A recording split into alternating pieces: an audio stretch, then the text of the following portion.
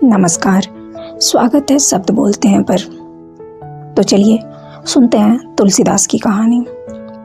तुलसीदास जी का जन्म 1554 ईस्वी में उत्तर प्रदेश के राजापुर गांव में हुआ था।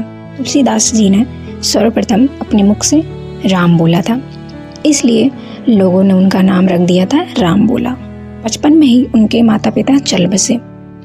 उनका जीवन गुरुकुल में ही बीता। गुरु के समक्ष वह रहते थे। हर दिन गुरुजी रामायण का पाठ करते थे। तुलसीदास जी ने रामायण का पाठ इतनी बार सुन लिया कि पूरी रामायण कंठस्थ हो गई।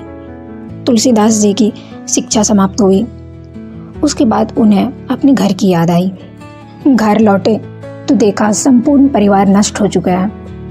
फिर उन्होंने माता पिता के साथ संपूर्ण पितरों का भी श्राद्ध किया। फिर वहीं रहकर रामायण का पाठ करने लगे और जीवन यापन गुजारने लगे। गुरुजनों के कहने पर फिर उन्होंने विवाह किया। पत्नी का नाम था रत्नावली। गृह संसार में प्रवेश किया। उन्हें अपनी पत्नी से बहुत प्रेम हो गया। अब उनका मन रामायण में कम लगता और पत्नी प्रेम में ज़्यादा लगता।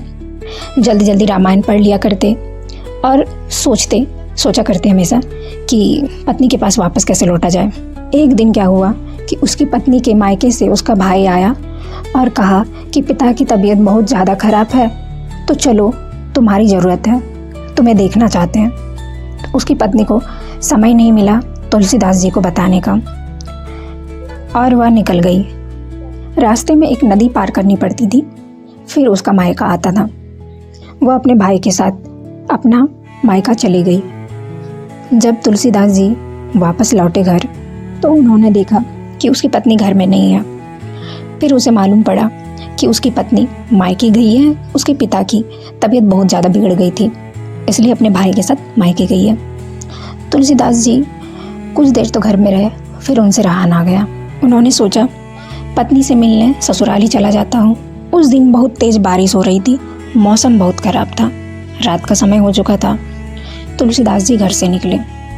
जब नदी पार करने का समय आया तो नाव तो था ही नहीं वहाँ पे, क्योंकि रात हो रहा था और नदियों में उफान आया हुआ था। एक लाश तैर रही थी। तुलसीदास जी ने लाश को पकड़ा और नदी पार करने लगे। लाश के सहारे ही तुलसीदास जी ने नदी पार कर लिया। उसके बाद जब वह अपनी पत्नी के घर पहुँचे, फिर उनका कमरा ऊपर था। तुलसीदास जी ने आवाज़ दिया किंतु किसी ने सुना नहीं, क्योंकि एक तो मौसम खराब था और बहुत रात्रि हो चुकी थी, सभी सो चुके थे। तुलसीदास जी ने देखा कि वहीं आसपास एक अजगर का लाश पड़ा हुआ था और घर के समीप ही एक वृक्ष भी था। तो सांप को वृक्ष में फंसा करके वो चढ़ने लगे ऊपर और खिड़की से कमरे में प्रवेश किया। पत्नी ने तुलसीदास जी को देखा और जाना कि वो किस प्रकार से यहाँ आए हैं, तो वो बहुत क्रोधित हुई और उन्होंने धिक्कारते हुए कहा कि आपकी ऐसी आसक्ति मेरे हाड़ मांस के शरीर में है, ऐसी भगवान में होती तो आपका बेड़ा पार हो जाता। तुलसीदास को बात चुभ गई और वो वहाँ से चल दिए। उन्होंने प्रयागराज पहुंचकर संन्यास लिया और तीर्थ यात्रा करने लगे। इसी क्रम में मानसरोवर में उसे काकभूषणी जी के दर्शन हुए। तीर्थ यात्रा के पश्चात तुलसीदास जी काशी में रहकर राम कथा सुनाने लगे।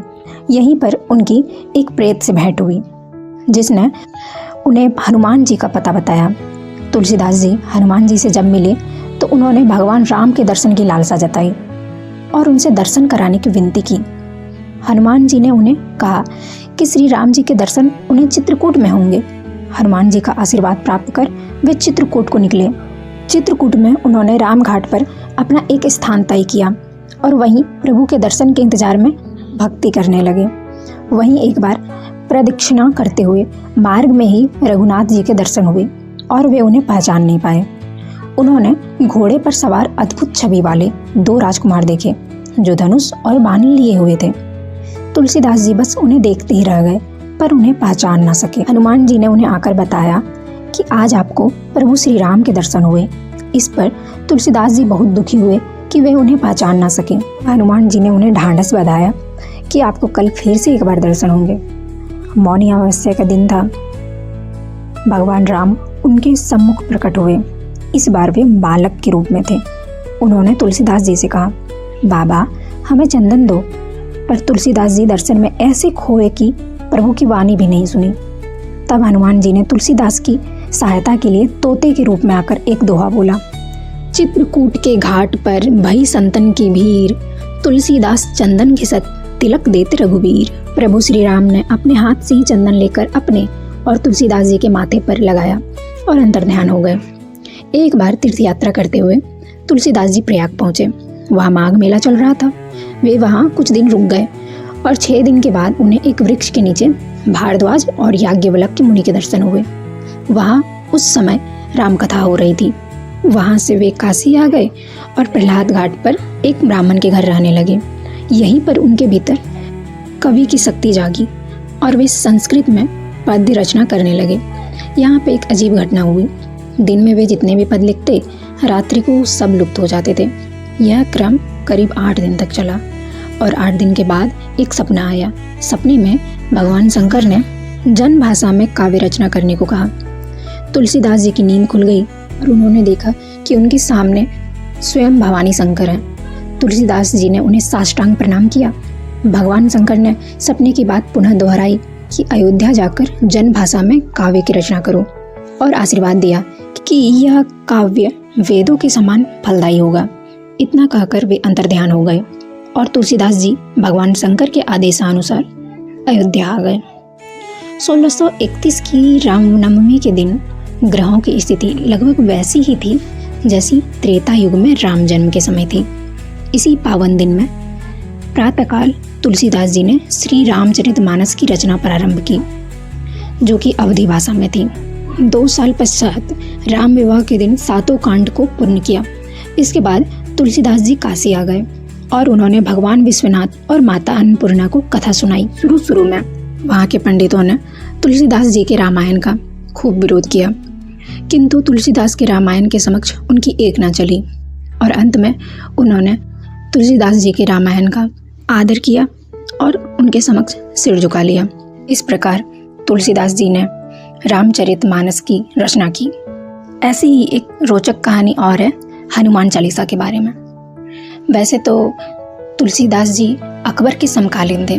तो एक बार क्या हुआ कि सम्राट अकबर ने तुलसीदास को अपने दरबार में बुलाया और उनसे कहा कि तुम बहुत विख्यात कवि हो, तो मैं चाहता हूँ तुम मेरे लिए कविता लिखो, मेरे दरबार में रहो और जो कुछ भी करो मेरे लिए ही करो।